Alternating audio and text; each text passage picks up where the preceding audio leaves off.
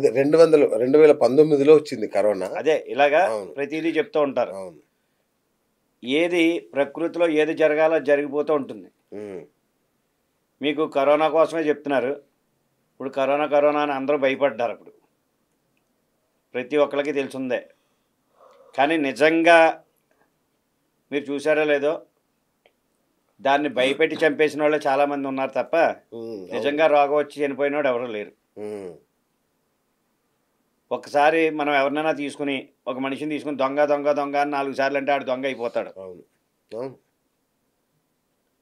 అలాగే ఆ సమయానికి కరోనా వచ్చిన సమయంలో బాగా తిరిగిన వాళ్ళు, అందరికీ సేవ చేసిన వాళ్ళు అందరూ బాగానే ఉన్నారు. అవును. మిగతా వాళ్ళు భయపడిన వాళ్ళందరూ కూడా చనిపోయారు. భయపడుతూనే ఉన్నారు. అవును. ఇంట్లో ఉండి కూర్చుని మందులు వాడిన వాళ్ళే, బాగా భయపడిన వాళ్ళే అవును. ఇబ్బంది పడ్డారు. అయితే ఈసారి కూడా అలా వస్తుందేమో, ఏదైనా జరుగుతుందేమో అని చెప్పి అందరూ కూడా కంగారు పడుతున్నారు. షష్టగ్రహ అవునండి. కూటమి వచ్చేస్తుంది, ఉగాది యెస్. వచ్చేస్తుంది. యెస్. ఇలాగ అవును. షష్టగ్రహ కూటమి రావడం వల్ల మనకి ఏ ఆపద లేదు. దానివల్ల ఇబ్బంది కూడా ఏం పెద్ద ఏం లేదు. అవునా? ఓకే. ఏ అంటే ఎక్కడైనా భూకంపాలు కానీ, హుహు.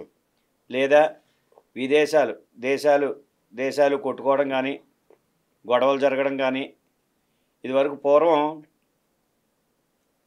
ఒక తూర్పు నక్షత్రం ఒకటి పొడుస్తుంది, లేకపోతే అలాగా ఆ పక్క నుంచి ఈ పక్కకి చుక్క రాలింది అని చెప్పి రాజుల కాలంలో చెప్పేవారు. అవునండి. లేదా షష్టగ్రహ కూటమి వస్తుంది, అవును. లేకపోతే 9 గ్రహాలు ఒక ఉల్కా చోటే, ఉల్కాపాతం జరుగుతుంది. ఇలాగా ఇట్లాంటి అవును. ఇలాంటివన్నీ కూడా పూర్వం చెప్పేవారు. అవును. దానివల్ల ఏమవుతుంది, ఆ యొక్క రాజ్యంలో ఉన్నవారికి రాజ్యానికి ఇబ్బంది అనేసి అంటారు. ఇలా షష్టగ్రహ కూటమి రావడం వల్ల దేశాలకి ఏదైనా యుద్ధాలు కానీ, ఏదైనా ఇబ్బందులు కానీ, ఆ! ఇలాంటివి జరగడం సబబు. కానీ ఓకే. బలానా రాశి వారికి బాగోదు, బలానా మనిషికే బాగోదు, ఆ! బలానా వాళ్ళకే బాగోదు అన్నమాట ఎక్కడా లేదు. అయ్యో! ఇప్పుడు అసలు షష్టగ్రహ కూటమి ఆధారంగా ద్వాదశ రాశుల జీవితాలు ఎలా ఉండబోతున్నాయనే దాని మీద పెద్ద చర్చ నడుస్తుంది ఇప్పుడు. అయితే నేను చెప్పేది అదే. ఆ! ఎవరో రొటేషన్‌గా నడిచేది ఎప్పుడు జీవితం సైకిల్ చక్రంలా తిరుగుతూనే ఉంటుంది. ఆ! దానివల్ల ఈ సైకిల్ చక్రం ఆగదు. ఓకే. కొత్తగా ఏదైనా వచ్చిందనుకోండి, దానివల్ల మనకి రాజ్యాల్లో యుద్ధాలు జరుగుతాయి, హ్మ్. గొడవలు జరుగుతాయి. దానివల్ల ఎవరైనా కొంతమంది పోవడం గానీ, హ్మ్. లేదా కొంత ఎక్కడైనా భూకంపాలు గానీ, ప్రళయాలు గానీ, ఇలాంటివి ఏవైనా ప్రకృతి విపత్తు ఏదోకటి జరుగుతుంది తప్ప, ఓకే. బలానా రాశి వారు ఇలా అయిపోతారు, లేకపోతే బలానా నక్షత్రం వాళ్ళు ఇలా అయిపోతారు అన్నది ఎక్కడా లేదు. అసలు ఈ షష్టగ్రహ కూటమి అంటే ఏంటిది గురుగారు? ఇవి గ్రహాలు ఒక్కోసారి సంచారం చేస్తున్నప్పుడు ఈ విధంగా వస్తూ ఉంటాయి ఓకే. కలిసి. ఓకే. వచ్చినప్పుడు దాని యొక్క విపత్తు ముందుగా మనకు వెల్లడిస్తూ ఉంటుంది ఈ షష్టగ్రహ కూటమి రావడం వల్ల. హ్మ్. గ్రహాలన్నీ కూడా ఒక చోటకి చేరి, అది మీకు ఏదైనా ప్రళయం రాకపోతుంది, లేకపోతే పలానా చోట ఇబ్బంది రాబోతుంది, పలానా గొడవ జరగబోతుంది అని సూచన ఓకే. ఇస్తూ ఉంటుంది. ఓకే. ఇప్పుడు మనకి వర్షం పడేటప్పుడు ముందుగా వాళ్ళు తెలియజేస్తారు. ఈ తీరం వెంబడి ఉన్న వాళ్ళందరూ కొంచెం ఖాళీ చేయాలి, జాగ్రత్తగా ఉండాలని చెప్పి. అవును. అప్పుడు ఏం చేస్తారంటే, ఏ ప్రళయం వస్తుందేమో, ఏదైనా వస్తుందేమో అని ముందు ఆ చేపలు పట్టే వాళ్ళని అందరినీ కూడా కొంచెం అలర్ట్ అవును. చేస్తారు. అలాగే మనకి ఎదర జరగబోయేదానికి మనకు సూచన చూపిస్తుంది అంతే. ఓకే. ఆ సూచన చూపించినప్పుడు మనం ఏం చేస్తామంటే,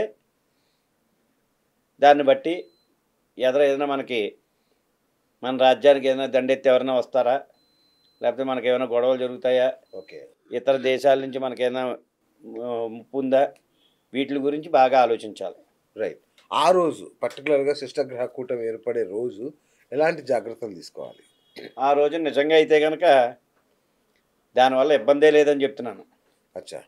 అయితే ఆ షష్టగ్రహ కూటమి రావడం వల్ల వీళ్ళకి ఎవరికీ కూడా ప్రజలకి ఏ ఇబ్బంది లేదు. అలాగని పలానా జాగ్రత్త తీసుకోవాలి, ఆ రోజు ఉపవాసం ఉండాలి, లేకపోతే పూజ చేసుకోవాలన్నది ఏమీ లేదు. ఓకే. మనకి ఎలాగో ఎదర ఉగాది. అవును. మనం ఉగాది అనేసరికల్లా మనం ఏం చేస్తాం, ఉదయాన్నే లేచి తెల్లార స్నానం ఆచరించి పూజల కార్యక్రమాలన్నీ కూడా మనం ఆచరిస్తాం. అవును. అది దీనికి దానికి అసలు సంబంధమే లేదు. ఓకే. సో, మొత్తానికి అసలు పట్టించుకోవాల్సిన అవసరం లేదు. దాని గొడవ అయితే కనుక మనకి ఏమీ లేదండి. కరోనా లాగానే ఇది గూడా ఏదో కొత్త వ్యాధిని తీసుకురాబోతుంది అనేది కదా ఇప్పుడు అందరిలో ఉన్న డౌటు. ఓకే. షష్టగ్రహ కూటమి వచ్చింది. ఇప్పుడే నేను మాట్లాడుతున్నాను. ఇదే మీ దగ్గర మీ ముందే మాట్లాడుతున్నాను. మళ్ళీ ఇదే ఉగాదికి మళ్ళీ మనం కూర్చున్నాం కావాలంటే. హ్మ్. ఓకే. దీనివల్ల ఏ నష్టం జరిగింది ఏంటో అన్నది మీరు చెప్తురు గాని. ఓకే. ఓకే. ఈ యొక్క నేను చెప్పేది ప్రజలకు ఎవరికీ కూడా ఏ ఇబ్బంది లేదు. ఓకే. మీకు జరిగేదంతా ఏమిటయ్యా అంటే రాజ్యంలో ఏదైనా ఇబ్బందులు కలగాలి, రాజ్యాలు దెబ్బలాడాలి, ఈ రా ఈ యొక్క దేశాలకి ఇంకో దేశాలకి ఏమైనా ఇబ్బందులు కలుగుతో ఆ విధంగా ఉంటాయి తప్ప ఆ! మనకైతే కనుక ఏమీ లేదు. ఓకే. కానీ దీనివల్ల ఏంటంటే ప్రకృతి విపత్తు ఏదోటి ఎక్కడ భూకంపం కానీ లేకపోతే వర్షాలు కానీ ఇలా గట్టిగా వర్షాలు వచ్చి ఊళ్ళు మునిగిపోవడం కానీ ఇలాంటివి ఏమైనా జరగచ్చు.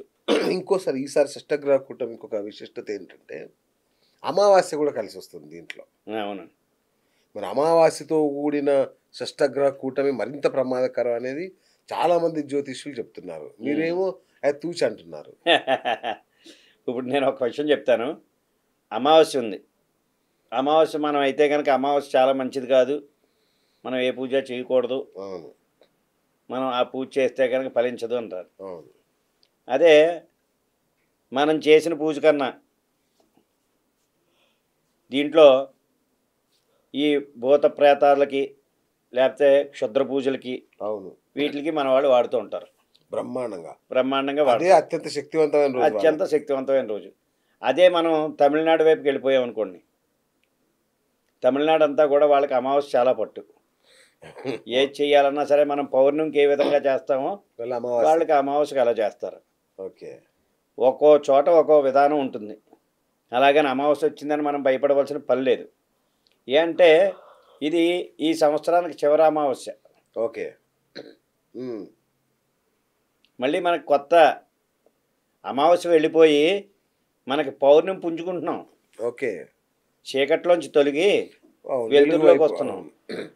వెలుతురులోకి వచ్చే సమయానికి ఇలాంటి ఇబ్బందులు ఏమీ రావు. ఓకే. మీరు వెలుతురులోంచి చీకట్లోకి వెళ్తూ ఉంటే కనుక ఇలాంటివి ఏమైనా సమస్యలు వస్తే రావచ్చు. అవును. అలాగే మనం ఒక ఏదైనా అమ్మవారి పూజలకు కానీ దుష్టగ్రహ పూజలకు కానీ అమావాస్య నాడే పూజ చేస్తూ ఉంటారు. కానీ దీనికన్నా బలంగా పుంజుకుంటుంది కదా అది. అవును. ఈ మామూలు పూజల కన్నా ఆ పూజలు గట్టిగా గమ్మున పనిచేస్తాయి. పవర్ఫుల్. అవును. అవును. అలాగే అమావాస్య అనేది పెద్ద నష్టం ఏమీ కాదు. ఓకే. దానికి ఉండే ప్రాముఖ్యత దానికి ఉంటుంది, పౌర్ణమికి ఉండే ప్రాముఖ్యత పౌర్ణమికి ఉంటుంది. కానీ మళ్ళీ నేను ఇదే డంకాగా చెప్తున్నాను. మళ్ళీ ఉగాదికి ఇప్పుడు ఉగాది కూర్చున్నాం, అవును. మళ్ళీ ఉగాది కూర్చుందాం. ఏవే ప్రళయాలు జరిగాయి, నేను ఏం చెప్పినవి ఏం జరిగాయి అన్నది మీరే చూద్దరు కానీ. ఖచ్చితంగా గురుగారు. సో ఇక పరిహారాలు కూడా ఇట్లాంటివి ఏం పాటించాల్సిన అవసరం ఏమీ లేదు. అక్కర్లేదు. ఓకే. చాలా మంది పరిహారాలు కూడా చెప్తున్నారు. ఇప్పుడు గ్రహణ పరిహారాలు చేసుకోవచ్చు. ఆ, అమావాస్యకి పితృదేవతలు ఏమైనా కార్యక్రమాలు చేసుకుంటే చేసుకోవచ్చు. ఓకే. ఇలాంటివి ఏమైనా చేసుకోవచ్చు తప్ప షష్టగ్రహ కూటమి వచ్చిందనేసి ఏవేవో పూజలు లేకపోతే ఏదో వ్రతాలు ఏవో యజ్ఞాలు యాగాలు ఇలాంటివి ఏవి వాటి వల్ల మనకేమీ ఉపయోగం లేదు. ఓకే.